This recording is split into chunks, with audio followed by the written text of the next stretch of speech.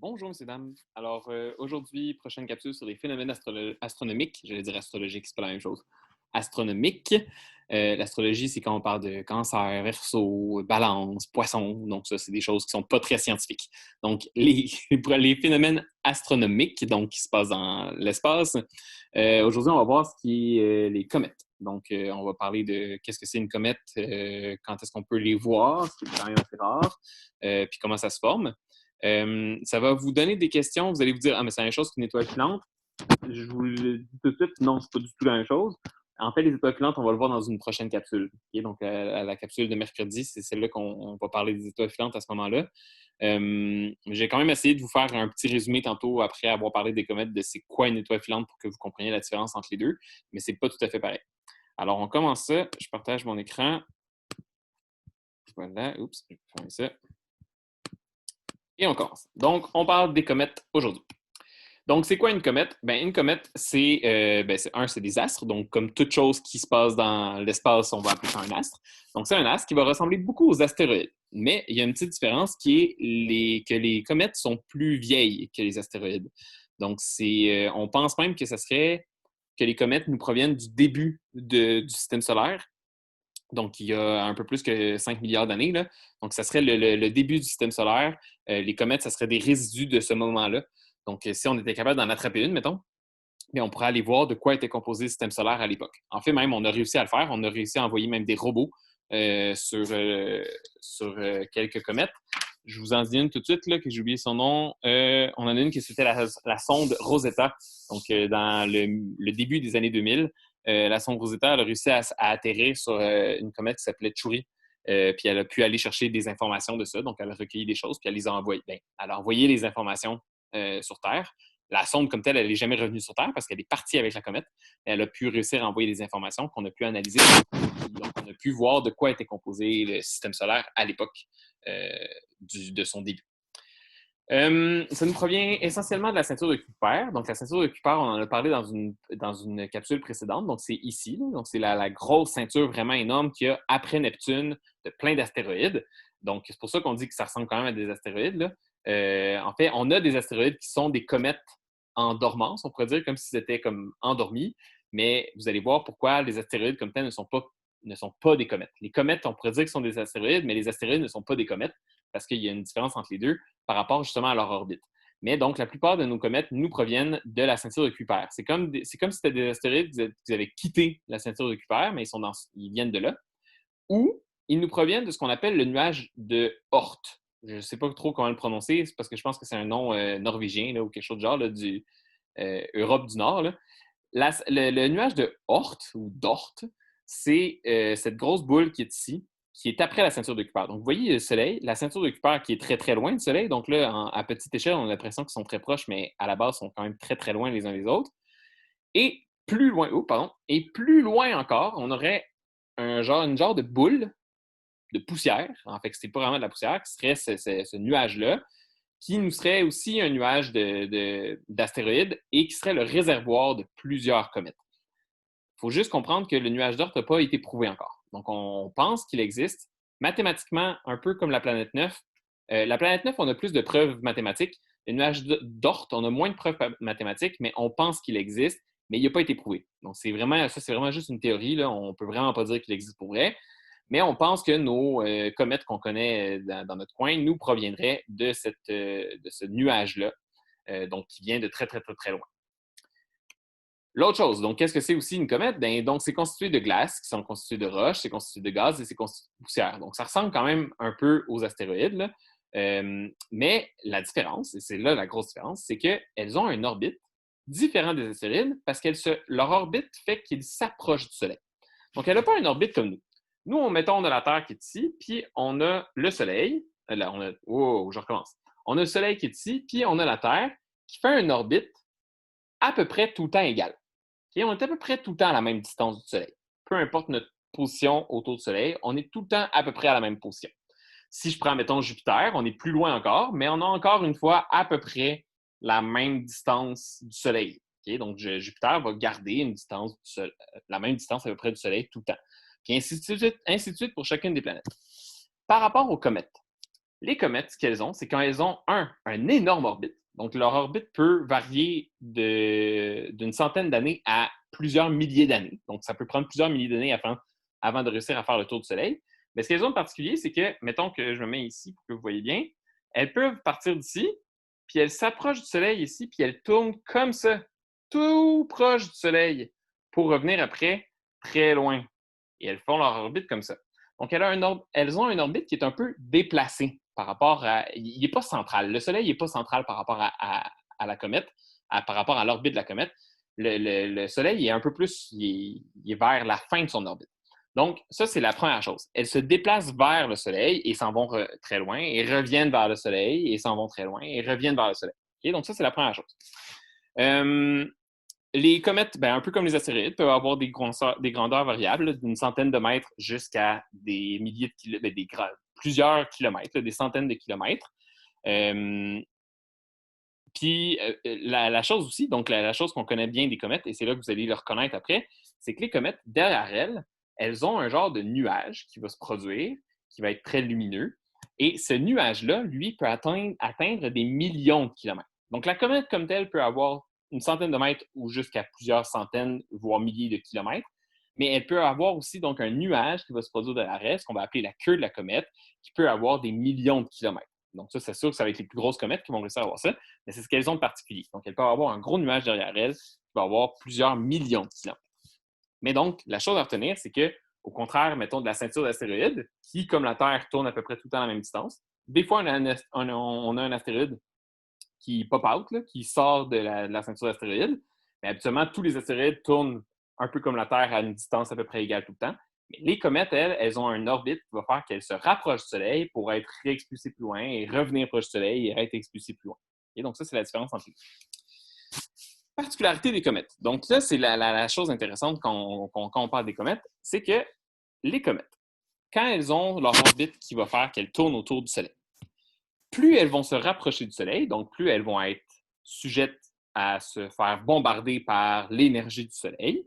Cette énergie du Soleil-là va venir frapper le noyau, donc va venir frapper la roche comme telle, va venir frapper la roche, et on a dit qu'elle était composée de glace et de gaz. Et ce qui va se produire, c'est que cette glace-là et ce gaz-là vont commencer à chauffer, puis vont commencer à s'expulser de la comète. Le gaz va juste s'ioniser, qu'on va dire, donc ça va faire une genre de queue ici, qu'on va appeler la queue ionique, qui va être une queue de gaz. Et la glace aussi va se sublimer. Donc, on se souvient, c'est quoi le mot quand on parle de sublimation? Quand on parle de sublimation, c'est qu'on passe de l'état solide à l'état gazeux tout de suite, sans passer par l'état liquide. Donc, l'énergie est tellement forte que ça va partir de l'état solide à l'état gazeux. Et cette sublimation-là, avec le gaz qui va se produire et la poussière, parce que ça va désintégrer aussi tranquillement la comète, et ça va créer deux queues. On va avoir la queue ionique qui est une queue de gaz, puis on va avoir la queue de poussière qui est une queue plus de... c'est ça, donc de la roche qui se défait tranquillement en petite poussière. Et ces trois phénomènes-là, donc, vont produire ça ici. Au début, ça, c'est le bas de la comète. Ici, on a la chevelure. La chevelure, c'est un genre de brouillard qui va se former, donc de gaz, de poussière qui va se former autour de la comète. Donc, c'est comme si la comète commençait à surchauffer. Puis là, en surchauffant puis en bouillant, là, mais en fait, ils ne vont pas rembouillir, ils vont sublimer. Mais donc, en surchauffant comme ça, ça va créer ce petit gaz-là puis cette poussière-là qui vont se ramasser autour. Quand on est très loin du Soleil, c'est ça qui se produit au début. Donc, on va appeler ça la chevelure. On est en train de créer les cheveux de la comète. Ensuite, plus on va s'approcher du Soleil, là, il va se créer les deux queues. Donc, on va avoir la queue ici ionique et la queue ici de poussière. La queue ionique, ça va vraiment être les gaz qui vont s'échapper de la comète. Puis la queue de poussière, ça va être la poussière qui va s'échapper de la comète. Les deux vont laisser une traînée derrière. Donc, les comètes vont laisser deux traînées. Une traînée de poussière puis une traînée de gaz. Plus on s'approche du Soleil, plus la traînée devient importante et plus la traînée aussi devient visible. Ce qui est important à savoir aussi par rapport aux queues, les deux queues, là, les queues de la comète, c'est que les queues vont toujours être dans la même ligne que le Soleil. Donc, par exemple, si le Soleil est ici, la comète est ici, bien, la queue, c'est très difficile à montrer avec mes mains, la queue va se produire derrière ici. Si ma comète elle est ici, ma queue va se produire derrière ici. Si la comète elle est ici, la queue va se produire ici. Donc, dans ce sens-là. Si la comète elle est ici, bien, la queue va se produire dans ce sens-là. Okay? Donc, tout le temps que la comète va tourner autour du Soleil, la queue va se produire vers le Soleil. Okay? C'est comme si on traçait une ligne entre la comète et le Soleil. Puis là, derrière ça, bien, on va créer la queue. Donc, ça, c'est super important à comprendre. la queue va suivre la position du Soleil. Donc, la queue va changer de direction. Ouais, c'est ça. Et elle devient de plus en plus lumineuse, plus elle s'approche du Soleil. Et là, quand elle va continuer son chemin, puis là, après, elle va s'en aller loin du Soleil, bien, elle va perdre ses cheveux, sa chevelure, puis elle va perdre ses queues. Donc, ses queues vont disparaître. Et là, elle va reprendre la direction vers le Soleil, puis plus elle va s'approcher du Soleil, plus la chevelure va réapparaître et les queues vont réapparaître. Voilà. Donc, ici, on a l'image de qu'est-ce que je voulais vous dire. Donc, ici, on a une comète qui est très, très, très loin. Donc, elle est, mettons, plus loin que la ceinture de Kuiper. Là. Elle est super loin. Elle s'approche tranquillement. Plus elle s'approche du Soleil, à un moment donné, l'énergie du Soleil devient assez puissante pour réussir à commencer à créer la chevelure. Donc là, on crée la chevelure ici. Il n'y a pas encore la queue qui se produit, mais on crée la chevelure. La comète continue à avancer, la comète continue à avancer, et là, tranquillement, il va se produire la première queue, donc la queue la queue ionique, pardon, qui est la queue de gaz. Pourquoi c'est la queue en premier? Parce que le gaz qui est déjà à l'intérieur de la comète va juste commencer à s'échapper. C'est plus facile pour ça. Donc, c'est pour ça que la première queue qui va apparaître, c'est la queue de gaz. Et elle est propulsée par en arrière à cause des vents solaires. Les vents solaires, je vais aussi en parler dans la prochaine capsule, mais vous allez comprendre c'est quoi dans la prochaine capsule. Mais en gros, c'est une énergie qui est produite par le Soleil qui va pousser tout ça derrière la comète. Donc, comme le Soleil est ici et qu'il lance son énergie par là-bas, bien, en fait, il lance partout autour de lui, mais au moment de la comète, il la lance par là-bas, bien, la queue, elle est produite derrière. La comète continue à avancer, elle est rendue ici, et là, le vent solaire va la lancer par derrière. Comme elle est rendue plus proche du Soleil, à ce moment-ci, bien là, on va avoir la queue de poussière qui va apparaître. La comète continue à avancer. Encore une fois, là, la queue, elle est rendue par là-bas parce que l'énergie arrive du Soleil ici, donc la queue s'en va par là-bas. Elle continue à avancer, elle perd tranquillement sa queue. Elle a perdu sa queue complètement, il reste juste sa chevelure, et tranquillement, la chevelure va disparaître. Et le cycle va recommencer. Okay? Donc ça se passe sur des milliers d'années. Quand on est ici, on est peut-être à 1500 ans avant d'arriver au Soleil, puis là, ça reprend un autre 1500 ans avant de revenir à cette position-là. Donc, le total va prendre à peu près 3000 ans. Donc, ça dépend vraiment de la position initiale de la comète, mais c'est dans les milliers d'années qu'on parle. Ça, ici, c'est la même photo qui est ici, mais sans les cercles là, pour qu'on la voit mieux. Donc, on crée ici vraiment le nuage, la queue de gaz, la queue de poussière, puis le début ici qui est vraiment la chevelure.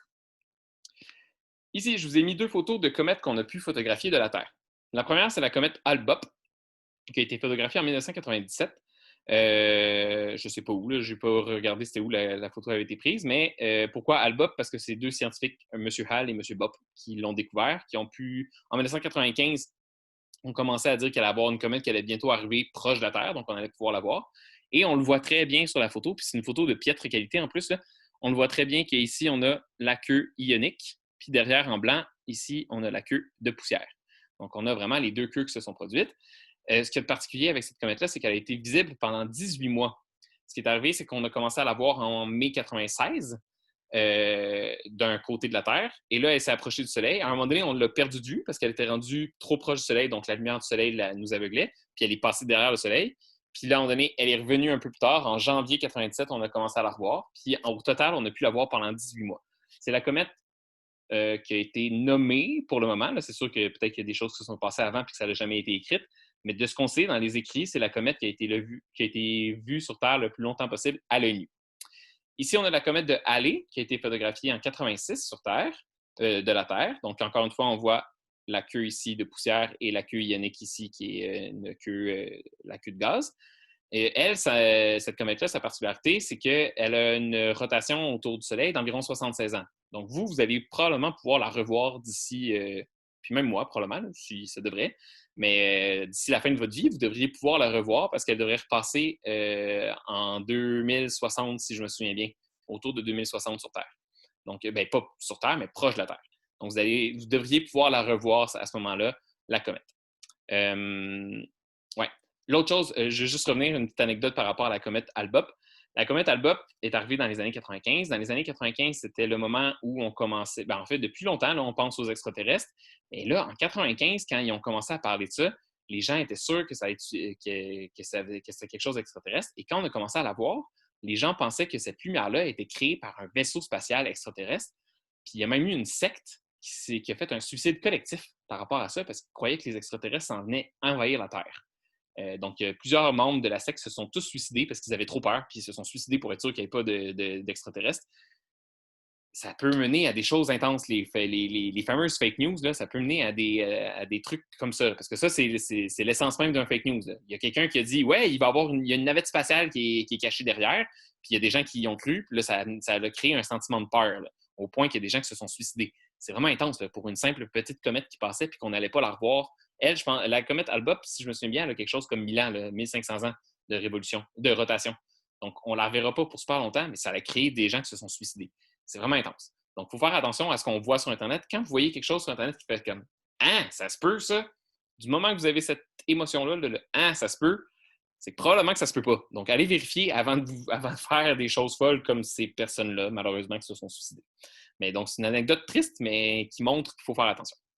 Voilà, donc ça, c'est 2 comètes assez connues. Et comme je le disais, aller risque d'être vu de votre vivant. Puis ça ne veut pas dire qu'il n'y aura pas d'autres comètes de votre vivant. Il y a probablement d'autres comètes qui vont... Ça se pourrait qu'il y ait d'autres comètes qui passent assez proches de la Terre pour qu'on puisse les voir. Donc, c'est à quoi il faut faire attention. Donc, la première chose, c'est que ce n'est pas des étoiles filantes.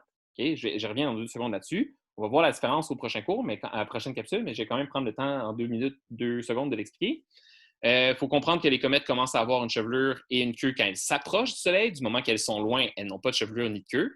Puis, il faut se rappeler que, justement, comme dans ce petit dessin-là, la queue va toujours être en direction du Soleil. Okay? Toujours, toujours, toujours. Donc, étoiles filantes. Pourquoi ce n'est pas des étoiles filantes? Des étoiles filantes, en fait, c'est vrai que visuellement, on dit que on aurait l'impression que c'est la même chose. Mais c'est qu'une étoile filante, c'est que c'est un météorite, qu'on va voir c'est quoi aussi à la prochaine capsule, qui rentre dans l'atmosphère terrestre et qui commence à brûler. Okay? Donc, quand il commence à brûler dans l'atmosphère terrestre, comme il brûle, il fait cette traînée-là derrière, mais l'étoile filante, elle a deux choix. Soit qu'elle va brûler au point de complètement disparaître avant d'atteindre le sol, ou elle va venir atteindre le sol. Et si elle atteint le sol, elle va éclater rendue au sol. Mais une comète, ça ne touche pas la planète. Une comète reste dans l'espace et fait une orbite. Et donc revient dans un cycle assez régulier, va revenir proche du Soleil, et donc peut-être aussi proche de la Terre, mais ça fait vraiment une orbite. Elle ne rentre jamais dans l'atmosphère terrestre. L'étoile filante, elle, rentre dans l'atmosphère terrestre et brûle. Okay? Donc, c'est ça la différence. La comète, par contre, c'est vrai que plus elle s'approche du Soleil, comme elle commence à sublimer, elle perd de la matière. Donc, les petites comètes, à un moment donné, peuvent mourir, peuvent disparaître à force de revenir proche du Soleil. Ça se peut qu'ils brûlent, qu'ils brûlent, qu'ils brûlent. Là, ils s'en vont loin. Ils reviennent, ils rebrûlent, ils rebrûlent, ils rebrûlent. Ils s'en vont loin, ils reviennent, ils brûlent et ils disparaissent finalement. Mais les très grosses comètes, mais ça peut prendre du temps, ça peut prendre vraiment des milliers, voire peut-être même des milliards d'années. On dit qu'ils étaient là probablement au début du système solaire. Donc, ça peut prendre des milliards d'années avant qu'elles disparaissent parce que, justement, elles sont très grosses et ne rentrent pas dans l'atmosphère, donc ne brûlent pas autant. Donc, voilà. C'est ça la différence entre les deux, mais on va voir ça quand même à la prochaine capsule. Donc, les exercices à faire, pages 268 et 269, je vais vous mettre les corrigés bientôt. Bonne fin de journée!